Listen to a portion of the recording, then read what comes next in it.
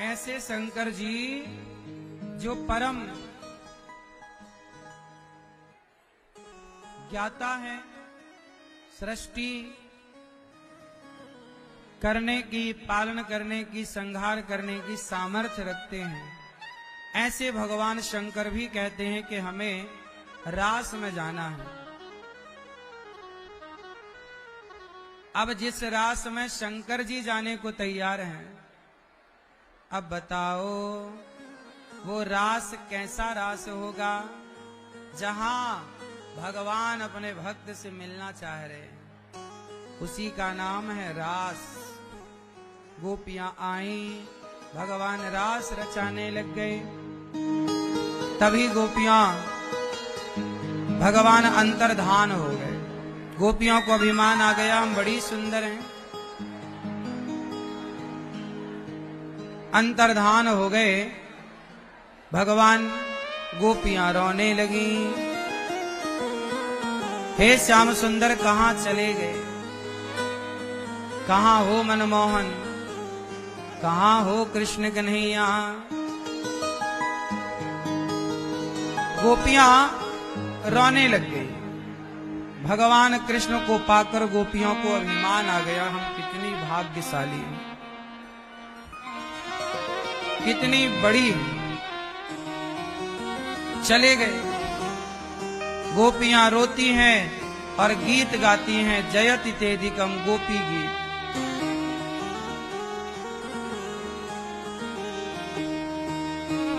जयति तेधिकम जन्मना प्रजा। गोपियां गाएं जयति तेधिकम जन्मना प्रजा। श्रयते शाश्वता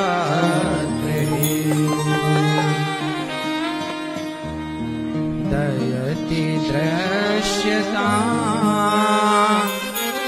दीक्षुतावका त्वयि धृता त्वां विचिन्वते। गोपियां, हे प्रभु कहां चले गए हमें छोड़कर। पागलों की तरह व्याकुल होकर गोपियां पुकार रही हैं। जब गोपियों ने पुकारा कि कृष्ण अब हम मर जाएंगे, आपके सिवा हमारा कोई नहीं। जब गोपियों ने कृष्ण को पुकारा, कहा मारना था तो कालिया नाग के विष से क्यों बचाया। अच्छा, जो गोपी गीत है ना, ये गोपियां इस गीत से अपने भाव व्यक्त कर रही हैं। कौन सा भाव? ऐसा कि गोपियां कृष्ण के साथ बिताए हुए पल को याद कर रही हैं। जब कोई हमारे साथ होता है और वही जब हमारे साथ नहीं होता, तो हम उसके बिताए हुए, उसके साथ बिताए हुए पल को याद करते हैं, क्योंकि यादें ही तो रह जाती हैं। आज आप वृंदावन आए, जब आप वृंदावन से जाओगे तो भले वृंदावन से चले जाओगे, पर वृंदावन की यादें सदा आपके साथ रहेंगी। याद बनके जो दिल में समाये मेरे, अब ना निकल के जाने का वादा करो। अब निकल के जान, अब निकल ना निकल के, अब निकल के मत जाना, भीतर बैठ गए तो भगवान याद बन करके समाये हैं भीतर। गोपियां याद कर रही उस पल को जो कृष्ण के साथ बिताई थी। हे श्याम सुंदर कालिया नाग से क्यों बचाया, मर जाने दिया होता। आज हमें छोड़कर चले गए, हम कैसे जिएंगे तुम्हारे बिन। जब प्राण निकलने की स्थिति आई, तब भगवान को लगा कि ये मर जाएंगे। देखो, भगवान आपके पास ही रहते हैं, परंतु आपको जरूरत नहीं पड़ती। आप खुश हैं भगवान के बिना। सच बताओ, आज भला किसे जरूरत है भगवान की?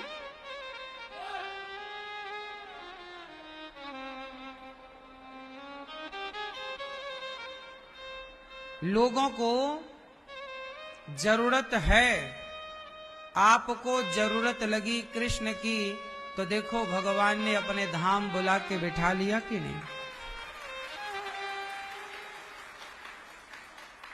जिन्हें जरूरत लगती है, जब भूख लगती है तो व्यक्ति अपने आप भोजन खोजने लगता है।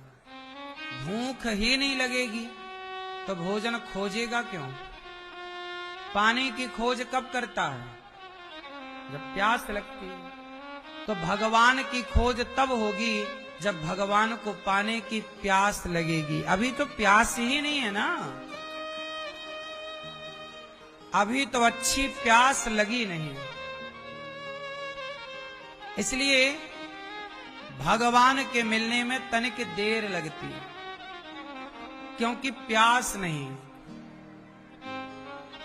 जब गोपियों ने तड़प करके कहा अब जी ना पाएंगी, जैसे मछली को पानी से निकाल दो और कहो कि पानी के बिना जी लो, तो क्या मछली पानी के बिना जी सकती है? क्योंकि मछली के प्राण ही पानी है। मछली के प्राण कौन है?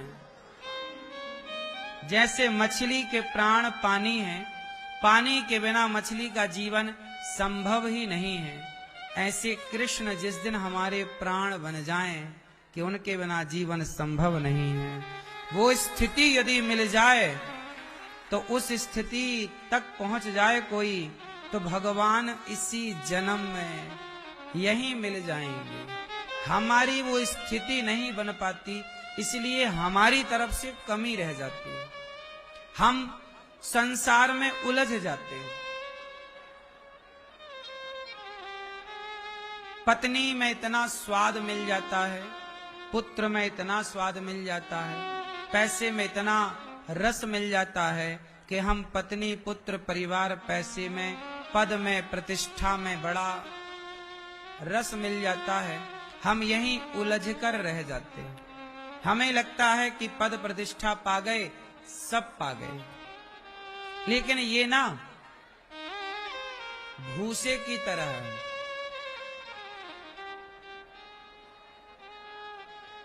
इसकी कोई वैल्यू नहीं है। ये मानव शरीर जो है,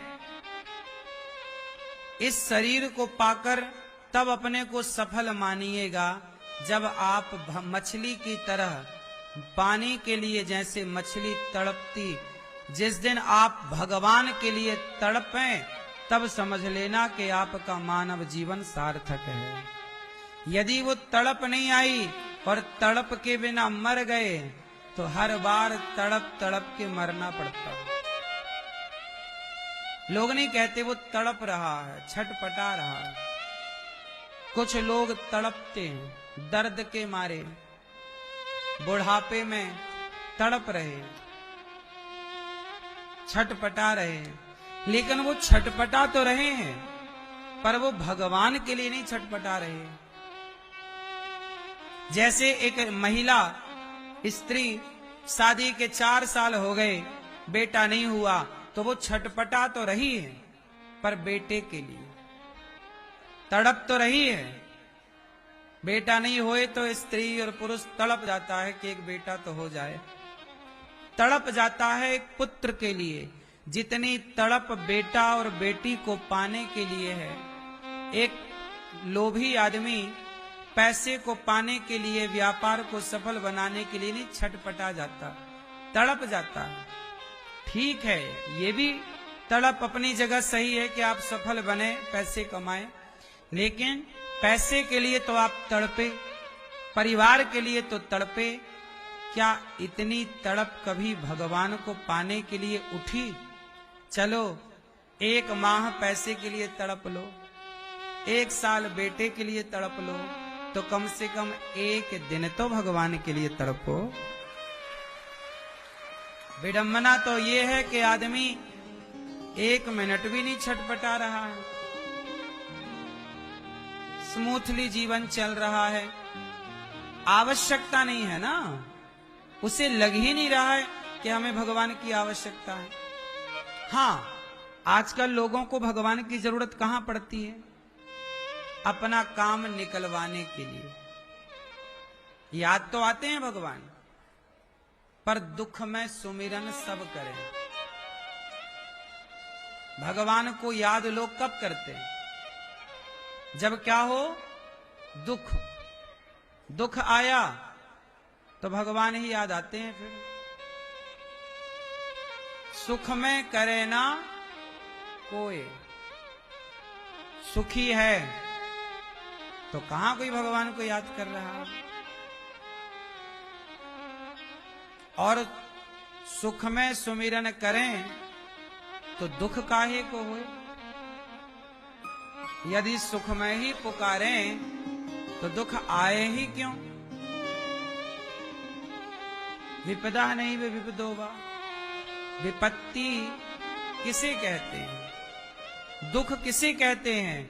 भगवान को भूल जाने को दुख कहते हैं, भगवान को याद रखने को सुख कहते हैं। इसलिए आप काम करो, पैसे कमाओ, पर भगवान को ऐसे ही याद रखो जैसे मछली पानी को याद रखती है। कृष्ण हमारे कौन है? प्राण। भगवान के बिना हम जी सकते हैं क्या? सेवा के बिना हम जी सकते हैं क्या? सच बोलने के बिना, झूठ बोलकर हम जी सकते हैं क्या? छल करके, निंदा करके, चुगली करके हम जी सकते हैं क्या? लेकिन लोग जी रहे हैं, 2-2, 4-4 घंटे लोग निंदा चुगली कर रहे हैं।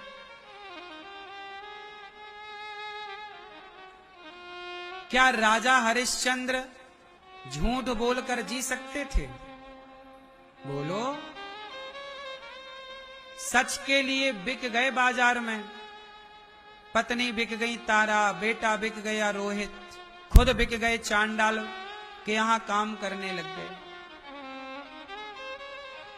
सब कुछ अपने को बेच दिया आदमी ने, पर सत्य जाने नहीं दिया।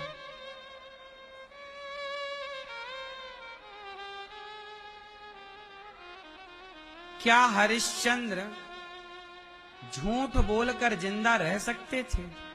हरिश्चंद्र से पूछा गया कि आपको बाजार में बिकने की क्या जरूरत थी?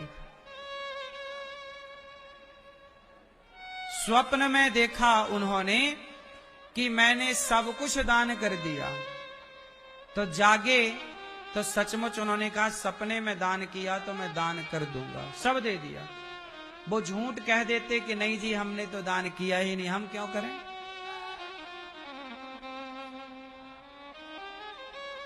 क्यों दान करूं मैं? हरिश्चंद्र कह देते नहीं। हरिश्चंद्र बोले कि मैं झूठ बोलूंगा तो अभी मर जाऊंगा, सच बोलूंगा तो भले बिक जाऊंगा, पर सच बोलकर जिंदा रहूंगा। जब तक जिंदा रहूंगा तो अपने से नजरें मिलाता रहूंगा। झूठ बोलकर जिंदा, झूठ बोलकर जीवन भी जीवन है क्या? देखो इस तरह की ईमानदारी। इसलिए आप लोग भी अपने आप को भगवान के आश्रित करो। जैसे मछली पानी के आश्रित है, ऐसे आप धर्म के आश्रित रहें। किसके आश्रित? धर्म। भगवान, सुनो, भगवान का मतलब ये नहीं कि भक्ति और भगवान मंदिर और पूजा नहीं। तुम जो धर्म का पालन कर रहे हो वो धर्म ही भगवान है। रामो विग्रहवान धर्म। आप अपने माँ बाप की सेवा कर रहे हैं, माँ बाप की आज्ञा का पालन कर रहे हैं, तो आपकी वो सेवा ही भगवान है, वो धर्म ही भगवान है जिस धर्म का आप पालन कर रहे हैं। जैसे कि नारी पत्नी का धर्म है कि वो पति के सिवा पर पुरुष को ना देखे। यदि वो कोई नारी अपने पति को परमेश्वर मान रही है और पराये पुरुष को कभी गंदी नजर से नहीं देखती, तो उसका पति को भगवान मानने का जो उसके भीतर धर्म है, वही धर्म भगवान है, वही भगवान है। जो आपके भीतर धर्म है वही तो ईश्वर है। भगवान सबके भीतर हैं। किस रूप में? धर्म के रूप में। यदि आपके अंदर धर्म नहीं है तो आपके अंदर भगवान नहीं है। बताओ। अच्छा देखो, धर्म क्या है? हमारी दयावती देवी पलवल हरियाणा से मैया आई और मैया ने कहा कि मैं एक दिन की संपूर्ण गौरी गोपाल जी की रसोई सेवा कराऊं, जहां हजारों भक्त भोजन करते हैं। ये मैया खुद इतनी दूर से आई और इन्होंने सेवा की। यही इनका धर्म है। गृहस्थ का धर्म यही है। मैया गृहस्थ का धर्म यही है कि खाने से पहले किसी को खवाए। यही है क्या?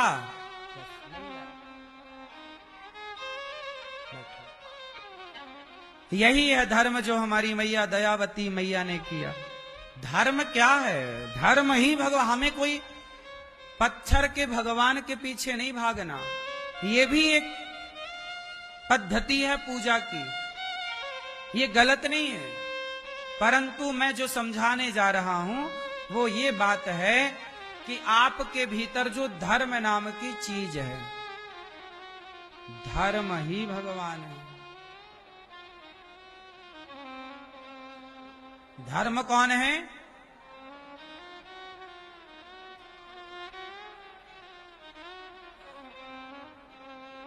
राम कौन है? धर्म। राम ने अपने जीवन में किसका पालन किया? धर्म का कि अधर्म का?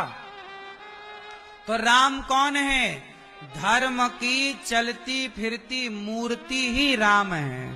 धर्म ही तो राम है। राम ने जो किया वही धर्म है। और राम ने क्या किया? माँ बाप के वचनों का पालन किया, भाई के लिए सिंहासन छोड़ी, पत्नी के लिए रावण से लड़ गए। ये सब धर्म ही तो है। क्यों मैया? इसलिए नारी अपने धर्म का पालन करे, पुरुष अपने धर्म का पालन करे। अनिरुद्धाचार्य क्या करता है? हम क्या करते हैं मेरी मां? हम केवल अपने धर्म का पालन करते हैं। ना हम पूजा करते, ना जप करते, ना तप करते, ना कुछ आता, केवल धर्म का पालन करते हैं। धर्म का पालन क्या? सच बोलते हैं, झूठ बोलने से डरते हैं। माँओं की सेवा करते हैं, माँ बाप की सेवा और सम्मान करते हैं। कोई द्वार पर आ जाए भूखा नहीं जाने पावे, ऐसा प्रयास करते हैं।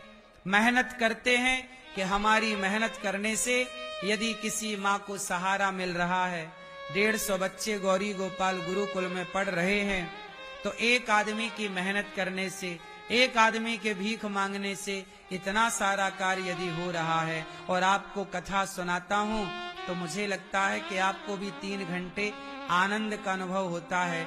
तो आपको भी मैं सुख ही तो दे रहा हूं, आपको भी मैं दुख नहीं देता। यही मेरा धर्म है और मैं अपने धर्म का केवल पालन कर रहा हूं। और यही धर्म का पालन आपको भी करना चाहिए। ऐसा नहीं है कि ये केवल मेरे लिए है, हर गृहस्थ के लिए है कि अतिथि देवो भव। अतिथि भगवान है, ये सबके लिए। तो मेरे लिए बस है क्या? बोलो मेरी मां। माता की सेवा केवल मेरे लिए बस है कि सबके लिए? फिर सब लोग निभाते अपने अपने कर्तव्यों को, सब लोग निभाते अपने अपने धर्म को। शबरी माता ने केवल धर्म का पालन किया। और शबरी का धर्म क्या है? एक शिष्य का धर्म है गुरु की आज्ञा का पालन करना। शबरी के गुरु मतंग ऋषि ने कहा कि शबरी यहीं बैठना कुटिया पर, यहीं रहना, राम राम जपना, तुम्हारे कुटिया पर चलकर खुद राम आएंगे। ये गुरु वचनों पर भरोसा किया और गुरु वचनों पर चली। गुरु वचनों पर चलना धर्म है। धर्म का पालन शबरी ने किया तो राम घर आ गए।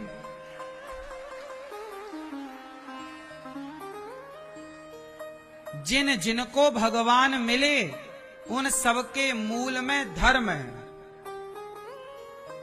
बोलो हाँ।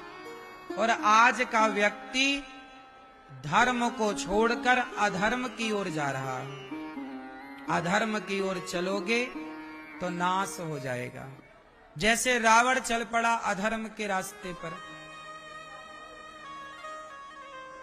भैया बैठ जाओ, भैया सब लोग शांति से बैठो। मैया, ओ पर्पल मैया, मोबाइल वाली मैया, चश्मा लगाए बैठो। मेरी माँ, बैठ जाओ। कब तक खड़ी रहोगी मेरी माँ? बैठ जाओ। लो, या तो खड़ी रहेंगी या तो प्रपंच करेंगी। बैठो मेरी माँ, बैठ जाओ। मैया, बैठ जाओ। तो धर्म, पत्नी का धर्म क्या है? पति कैसा भी हो,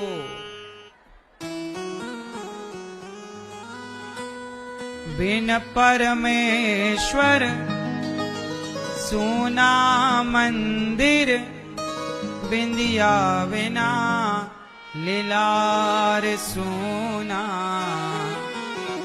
पति बिना संसार। नारी का धर्म क्या है?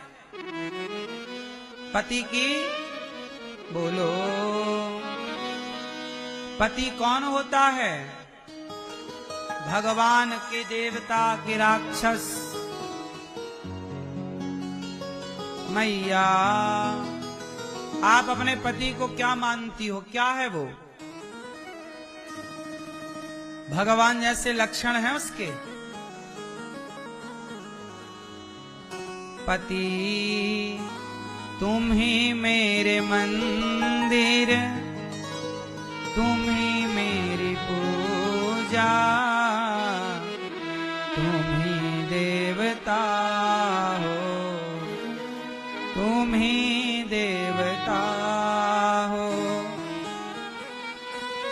तुम ही मेरे माथे की बिंदिया की झिलमिल, तुम ही मेरे हाथों के गज कंगन की खन खन, तुम ही मेरे मंदिर, तुम ही मेरी पूजा, तुम ही देवता हो, तुम ही देवता हो। जिधर देखती हूँ उधर तुम ही तुम हो, न जाने मगर किन ख्यालों में गुम हो। मुझे देख कर तुम जरा मुस्कुरा दो, नहीं तो मैं समझूंगी मुझसे खफा हो। एक अच्छी पत्नी कैसी है? जो अपने पति को ही भगवान माने।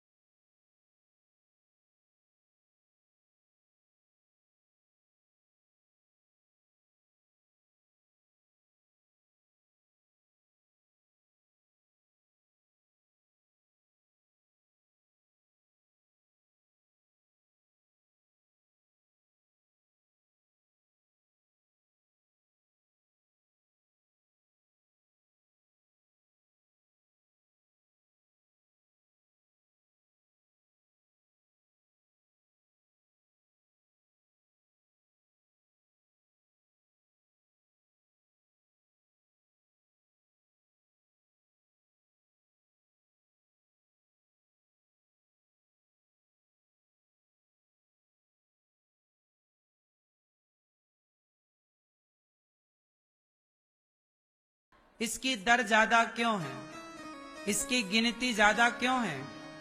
क्योंकि आज एक लड़की पढ़ लिख करके डिग्रियां तो पा लेती है, पर वो ये नहीं जान पाती कि पति क्या है, पति के होने से क्या है और पति के ना होने से क्या है। एक पुरुष बड़ी बड़ी डिग्रियां पा लेता है, पर वो ये नहीं जान पाता कि विवाह क्यों हमने किया है, क्यों करना चाहिए, क्यों पत्नी का होना जरूरी है, क्यों पूजा पाठ में गांठ ही जोड़ी जाती है, पत्नी को देवी क्यों कहा जाता है, नारी को यत्र नार्यस्तु पूज्यन्ते क्यों कहा जाता है। ना तो पुरुष नारी के बारे में जान रहा है, ना तो नारियां पुरुष के बारे में जान रही हैं। दोनों जानकारी से शून्य हैं, दोनों नहीं जानते। ना पुरुष को पता है कि स्त्री क्या है, ना स्त्री को पता है कि पुरुष क्या है। ना पुरुष का समर्पण है ना स्त्री का। क्यों? क्योंकि आज रिश्तों को लोग मजाक समझने लग गए, मान मर्यादा को भी लोगों ने मजाक समझ लिया, परंपराओं को भी लोगों ने मजाक समझ लिया। रिश्ते मजाक नहीं है साहब। अब कल एक लड़की ने मेरे से सवाल किया कि गुरुजी,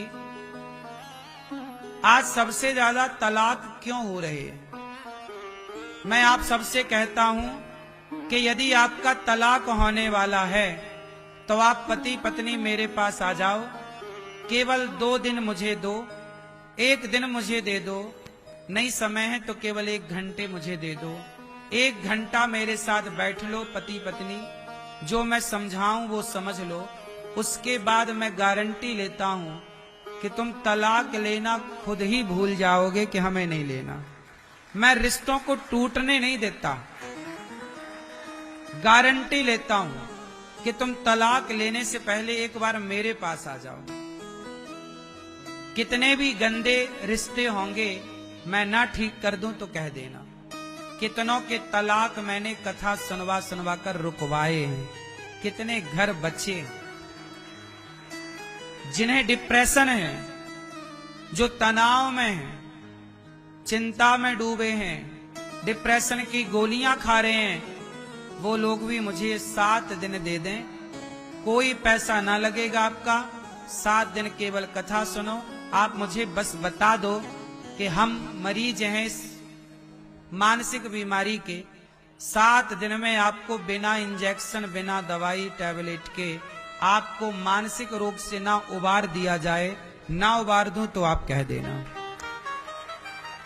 चिंताएं, टेंशन खत्म ना हो जाएं तो कह देना।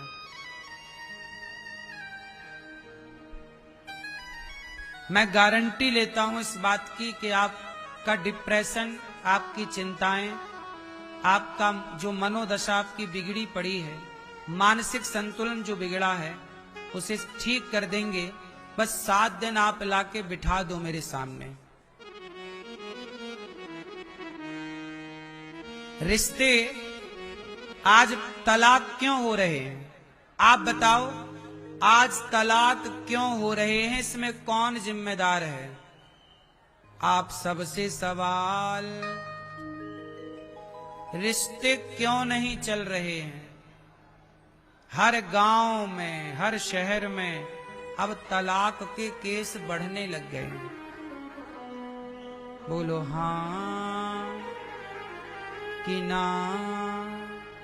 क्यों मैया, क्यों तलाक होते हैं, डिवोर्स क्यों होते हैं? बताओ मेरी माँ। हैं? तलाक क्यों होते हैं मैया? आप बताओ। पीछे वाली पीली मैया और इस तरफ की लाल मैया, ये पीली मैया कहाँ चली? तलाक क्यों होते हैं इसका पता लगाने चली क्या मेरी माँ? लो मैया पता लगाने चल पड़ी, मैं रिसर्च करके आती हूं महाराज। हाँ, रिपोर्ट लेके आऊंगी पूरी। वो नीली पीली लाल मैया, कहां पता लगाने जा रही हो? तलाक क्यों होते हैं? पता लगा के आना, मिल जाए उत्तर तो बताना। तलाक क्यों होते हैं जानते हो? तलाक इसलिए होते हैं, इसके मूल दो कारण हैं। कारण बहुत सारे हो सकते हैं, पर जो मैं समझ पाया, मैं स्टडी कर पाया, उसमें मैंने पाया कि तलाक होने के केवल मूल दो कारण हैं। आगे बहुत कारण हो सकते हैं। इनमें पहला कारण यह है कि स्त्री और पुरुष का चरित्र मजबूत नहीं है। पहला जो मूल कारण है। आज लड़की और लड़का दोनों शादी के पहले, हम सबके लिए नहीं कह रहे हैं, 80% मान लो या 70% मान लो, संसार में आज भी अच्छे लोग हैं और आज भी बुरे लोग हैं। जो मोटा मोटा कारण मुझे समझ आया वो मैं आपको कह दे रहा हूं। तलाक होने के मुख्य दो कारण हैं। पहला कारण कि आजकल का पुरुष और आजकल की स्त्री ब्रह्मचारी नहीं है। जबकि नव दुर्गा की हम पूजा करते हैं तो प्रथमम शैलपुत्री च द्वितीयम ब्रह्मचारिणी, नारी के लिए भी माता शक्ति दुर्गा की नवरात्रि में जब दूसरे दिन पूजा होती है तो ब्रह्मचारिणी मैया की पूजा होती है। किसकी? बोलो। ब्रह्मचारिणी मतलब स्त्री को क्या करना चाहिए? ब्रह्मचर्य का पालन करना चाहिए। पुरुष को क्या करना चाहिए? ब्रह्मचर्य का पालन करना चाहिए। क्या कहना चाहता हूं मैं, आप नहीं समझे ना? अब समझाता हूं। आजकल के लड़के लड़कियां क्या करते हैं, शादी के पहले कई जगह संबंध बना लेते हैं, लिव इन में रह लेते हैं। जब कई जगह रिश्ते बना लोगे शारीरिक, तो फिर आपका ब्रह्मचर्य हो जाता है नष्ट। और जब आप पहले से किसी स्त्री और किसी पुरुष के साथ संबंध में होते हैं तो आपकी फिर आदत हो जाती है गंदी इस तरह की, पराई स्त्री की तरफ आकर्षण, पराये पुरुष की तरफ, फिर ये नशा बन जाता है। शराब पीने वाला सबसे पहले पहली बार इतनी सी ही तो पिया होगा शराब, फिर धीरे धीरे शराब का वो आदी हो गया। ऐसे ही यदि किसी स्त्री को पराये मर्द का नशा लग जाए तो फिर ये चीजें जल्दी छूटती नहीं। और पुरुष को नशा लग जाए पराई औरत का, तो फिर वो जब 17 जगह आदमी मुंह मारने का आदी हो जाए तो फिर एक के साथ बंधकर वो रह नहीं पाता, इसलिए वो तलाक आगे खड़ा हो जाता है आकर। क्योंकि आप दोनों ही दो में से एक, यदि स्त्री को पता चल जाए कि मेरा पति पराई औरत से संबंध रखता है, या पुरुष को पता चल जाए कि ये मेरी स्त्री पराई मर्द से संबंध रखती है, ए छोरा तुम संस्कार नहीं पा पाए बेटा। संस्कार क्या कहते हैं जानते हो? खड़े हो बेटा, बैठ जाओ, कहां बोलना है, कहां शोर करना है, कहां चुप रहना है, ये भी एक संस्कार है। लेकिन अब कौन सिखाए? बैठो, शांति से बैठो। शोर हर जगह शोर नहीं करते बेटा, जहां शोर करना अच्छा लगता वहां करना चाहिए, हर जगह नहीं। बैठ जाओ। भगवान ने मुंह दिया है, इसका मतलब ये नहीं कि कहीं भी हल्ला करेंगे। ठीक है, आप सब बैठ जाओ, हाथ जोड़ कहूं सरकार बैठो। तो कुल मिलाकर कहना यह है कि रिश्तों में जो पहला संकट है वो ये संकट है कि लड़कियां आजकल ब्रह्मचारी नहीं है। कुछ और लड़के आजकल ब्रह्मचारी नहीं है कुछ। जब ब्रह्मचारी नहीं है तो पत्नी को, पति को कभी तो पता लग ही जाता है। पता जिस दिन लगेगा उस दिन ही रिश्ते कमजोर हो जाएंगे, टूटने की कगार में पहुंच जाएंगे। रही मन धागा प्रेम का, मत तोड़ो चटिकाए, टूटे से फिर ना जुड़े, जुड़े तो गांठ पड़ जाए। यदि आपकी पत्नी किसी पराये पुरुष के साथ है, आपको पता लग गया, आपने रिश्ता नहीं भी तोड़ा, तो फिर भी आपके मन में सदा के लिए गांठ तो पड़ ही जाएगी। स्त्री को पता लग गया, नहीं तोड़ेगी स्त्री रिश्ता, पर सदा के लिए गांठ तो पड़ ही जाएगी, वो आप कभी ठीक नहीं कर सकते। इसलिए मेरी प्रार्थना है कि आप जब विवाह करें, जब आपकी पत्नी हो, पति हो, तो आप अपनी पत्नी के लिए, आप अपने पति के लिए बिल्कुल पवित्र रहें। आप अपने पति और अपनी पत्नी के लिए सेकेंड हैंड ना रहें।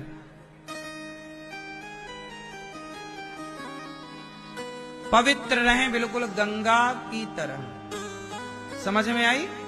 ये तो पहली शर्त है, जो कि आज के युग में देखने को अब कम मिलेगा। सब लिव इन में रह रहे हैं। ये पहला कारण। अब दूसरा कारण भी है। चलो आप दोनों ब्रह्मचारी हैं, दोनों पवित्र हैं, लेकिन आप दोनों के अंदर सहनशीलता नहीं है। जरा जरा बात आप सह नहीं पाती हो, पति की दो बात बर्दाश्त नहीं है, पत्नी की दो बात बर्दाश्त नहीं है, तो भी आप भले गंगा की तरह पवित्र हैं, पर सहना नहीं आया, बर्दाश्त करना नहीं आया, सहनशीलता डेवलप नहीं हुई, तो फिर आप रिश्ते नहीं चला सकते। रिश्तों को चलाने के लिए दो चीजें चाहिए। एक तो सहनशीलता, कि हम कुछ कह दें तो आप बुरा ना माने, और आप कुछ कह दें तो हम बुरा ना माने। क्योंकि देखो, जब हमें गुस्सा आता है तो हम क्या बोल रहे हैं हमें पता नहीं होता, और जब आपको गुस्सा आता है तो आप क्या बोल रहे होते हैं ये आपको पता नहीं होता। तो गुस्से में कही गई बातें सच नहीं होती। गुस्से में कही गई बातें सच नहीं होती, परंतु ये दुनिया के लोग गुस्से की बातों को ही याद कर लेते हैं कि तुमने ऐसा कहा था। वो बात क्रोध में कही गई थी, और क्रोध में आदमी अंधा होता है।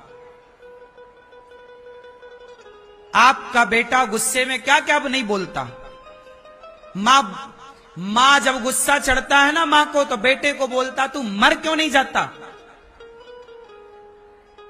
जब मां को गुस्सा चढ़ता है बेटे की शैतानी पर या बेटे पर, तो मां गुस्से में क्या बोलती है, हे मर नहीं जाता तू, मर जाता तो अच्छा रहता। अब बताओ, क्या कोई मां चाहती है कि मेरा बेटा मर जाए? पूछो जरा उस मां से, चाहती हो? नहीं, पर ये बात बोल रही है वो। बोलो। गुस्से में, और गुस्से में कही गई बातों का कोई अर्थ नहीं होता। क्रोध में बोली गई बातें बिल्कुल जीरो हैं, लेकिन दुनिया उन बातों को पकड़ लेती है। दुनिया उन्हीं बातों को कि तुमने ऐसा बोला, उन बातों को पकड़ लेने से तलाक की स्थितियां पैदा होती हैं कि आपने ये बोल दिया। पति ने जरा डांट दिया, पत्नी ने मां को बोला, पत्नी ने भी बोल दिया। अरे पति तो गुस्से में बोल रहा था, पर पत्नी ने जब सुना कि मुझे ऐसा बोला जा रहा, तो पत्नी को भी गुस्सा आया, और पत्नी ने भी गुस्से में बोल दिया उससे ज्यादा, या पति ने उससे ज्यादा। तेरी माँ ऐसी, तेरा बाप ऐसा। पति पत्नी की लड़ाई होते होते उनके माँ बाप तक चली जाती है। माँ बाप तक गई तो ईगो सामने आ जाता, अहंकार सामने आ जाता कि मेरी माँ को तुमने ऐसा कैसे बोल दिया, मेरे बाप को ऐसा तुमने कैसा बोल दिया। तो पुरुष भी कहता तूने मेरी मां को क्यों ऐसा बोला, जबकि किसी ने किसी को कुछ नहीं बोला। दोनों निर्दोष हैं। दोषी है आपका क्रोध, दोषी है आपका गुस्सा।